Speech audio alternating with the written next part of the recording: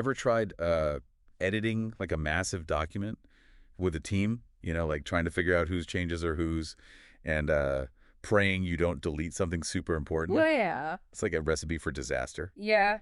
I think we've all been there, right? Like that feeling when you see final, really final docs. Ugh, Yeah. yeah, don't even get me started. But what if there was like a better way? That's what we're diving into today.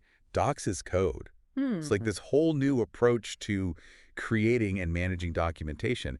And it's honestly kind of revolutionary. It is, and it's interesting because it's taking inspiration from the world of software development and applying those principles to documentation, Right. which can seem kind of mundane. Yeah, so our guide for this deep dive is an article by senior technical writer Curt Robbins, and this guy knows his stuff. Oh, yeah. We're talking FedEx, Microsoft, Wells Fargo. Big names. Yeah. He's tackled documentation challenges at some of the biggest companies out there. Robbins argues that Docs as code isn't just for techies.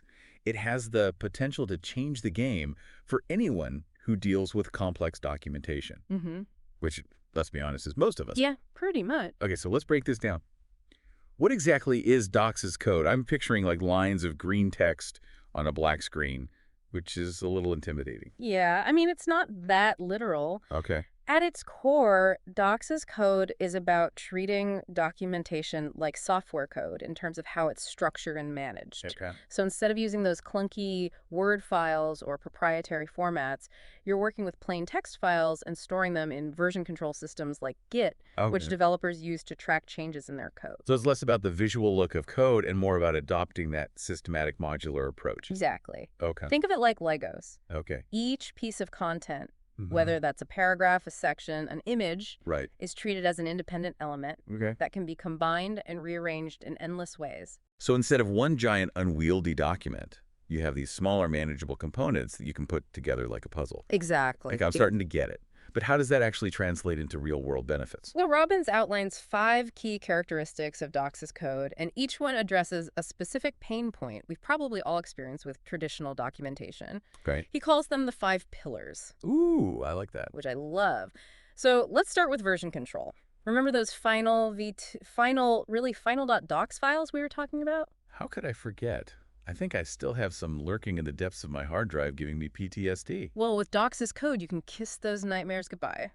Every change you make is tracked so you can easily revert to previous versions, see who made what edits, and collaborate seamlessly without fear of conflicting changes. That alone would have saved me countless hours of frustration and probably a few gray hairs. I'm sold already. What's next? Another pillar is the use of text-based formats like Markdown or AkaiDoc. These are lightweight, universally readable, and easy to edit, even without specialized software. So you're not locked into a specific program, which is great for accessibility and collaboration. It's like the open source movement for documentation. Exactly. And this ties into the next pillar, automated workflows. Because you're working with plain text and version control, you can automate all sorts of tasks like spell checks, style guide enforcement, and even generating output formats like PDFs or web pages. Imagine never having to manually format a table of contents again. Okay, that's speaking my language. Yeah. Anything that automates tedious tasks is a win in my book. But how does this all play out when you're working with a team? That's where the collaboration aspect really shines, with Docs as code writers, developers, subject matter experts. Everyone involved in the documentation process Right. can work together seamlessly in the same system using the same tools and workflows. It's like that shared Google Doc experience, but on steroids. I love that it breaks down the silos between different teams. Everyone's on the same page, literally, which I'm sure leads to a more cohesive and consistent final product. Absolutely. And because documentation is treated as code, it can be integrated into the development process. Okay. Imagine documentation being reviewed and tested just like software.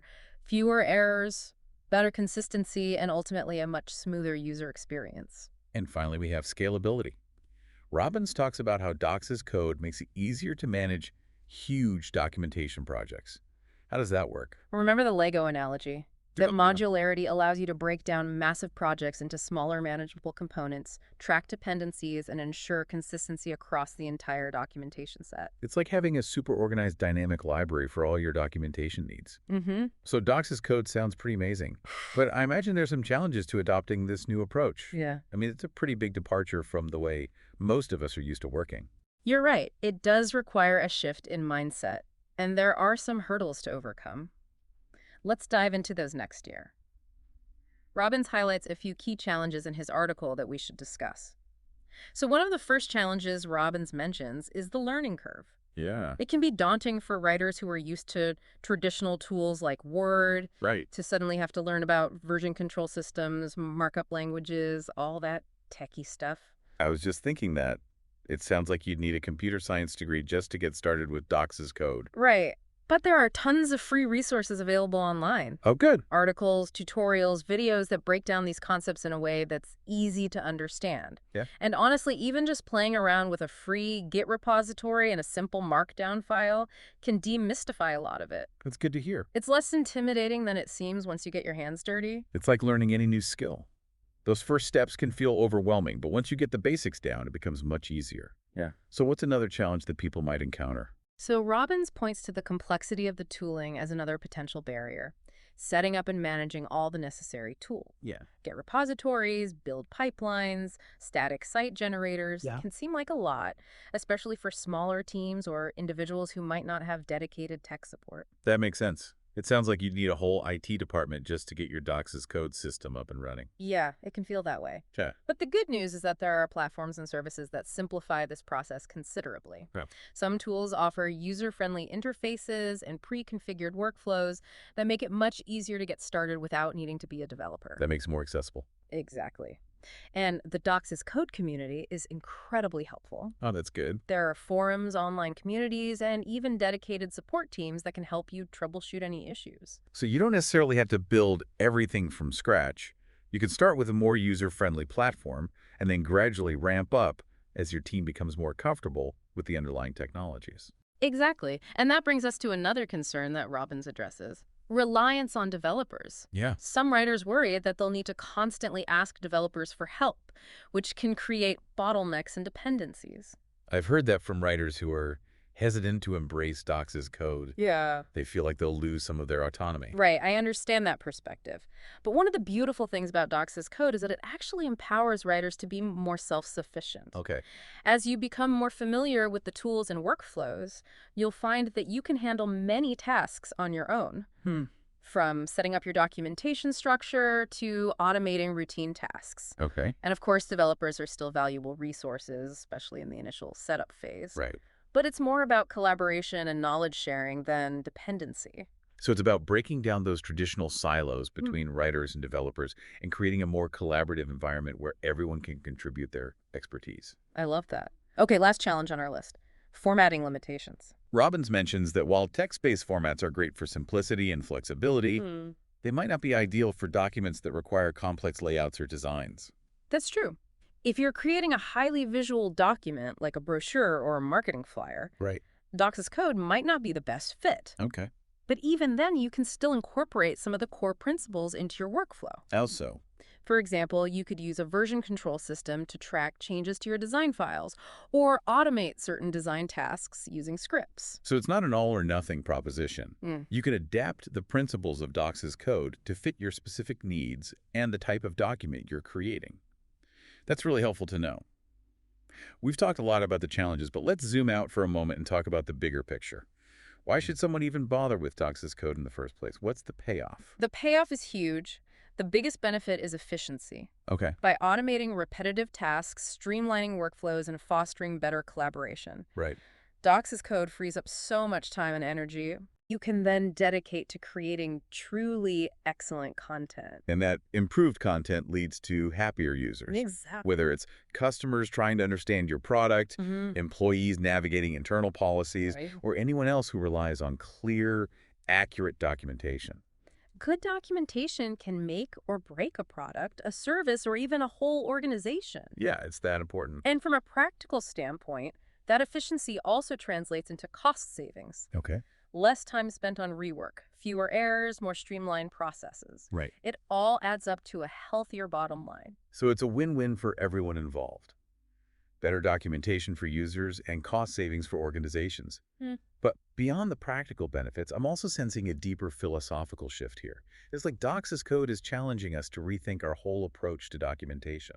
You hit the nail on the head. It's Yeah. about moving away from static, siloed documents and embracing a more dynamic, collaborative, and iterative approach. Okay. It's about treating documentation as a living, breathing entity that evolves alongside your product or service. That's a powerful idea. It's like Mm, we're moving from the age of the encyclopedia to the age of Wikipedia. exactly. Constantly updated, constantly evolving, and always accessible. And this ties into what we were talking about earlier with the learning curve. Yeah. It's not just about learning new tools, it's about adopting a new mindset. Exactly. And that mindset shift is essential for unlocking the full potential of Dox's code. It's about embracing collaboration, transparency, and continuous improvement. It's like we're applying the principles of agile software development to the world of documentation. Hmm. It's about breaking down silos, working together iteratively, and constantly seeking feedback to improve the product, which in this case is the documentation itself. I love that connection. It's so Yeah. true. And I think that's what makes Dox's code so exciting. It's not just a set of tools, it's a philosophy, Right. a way of working that has the potential to transform not just how we create documentation, but how we share knowledge and collaborate in general. That's a powerful thought. So we've explored the what, the why, and the how of Dox's code. But before we wrap up, I'd love to touch on something that Robbins hints at in his article, the broader implications of this approach. He focuses primarily on technical writing, but I'm wondering if these principles can be applied to other types of documents as well. That's a great question, and one that I've been pondering myself. I think the core principles of version control, plain text formats, and automation Hmm. are applicable to any type of document where you need to track changes, collaborate effectively, and ensure consistency. So we could use Dox's code to manage a company's internal policies, create a collaborative recipe book, even just organize our personal notes. Absolutely. Think about those frustratingly messy shared documents, the version control nightmares, the endless email chains. All of that could be improved by applying a more structured, collaborative, and automated approach. It's like we're expanding our definition of what documentation can be. It's not just about technical manuals, it's about capturing and sharing knowledge in a way that's clear, accessible, and adaptable. I love that. It's about democratizing knowledge and making it easier for people to collaborate and learn from each other. And I think that's something that we can all get behind. Well, we've covered a lot of ground in this deep dive into Dox's code, and it all comes back to treating information as a living, evolving entity rather than static, isolated documents. Exactly. Embracing a more fluid and dynamic way of working with information. And that can be really empowering, both professionally and personally. So for our listeners out there who are intrigued by Dox's code and want to explore it further, what advice would you give them? Where should they start? I'd say start small. Don't try to change your whole documentation system overnight. Pick a small project experiment with a simple markdown file and a free Git repository. There's a ton of resources available online, like articles, tutorials, and communities that can teach you the basics. And most importantly, don't be afraid to ask for help. The Doxys Code community is really welcoming and supportive. And a huge thank you to Curt Robbins for his insightful article that got this conversation going. We'll be sure to include a link in the show notes along with some other helpful resources for our listeners. And for those of you already experimenting with Doxys Code, we'd love to hear about your experiences. Share your insights, your challenges, and your aha moments. Let's keep this conversation going. So until next time, keep exploring, keep learning, and keep diving deep.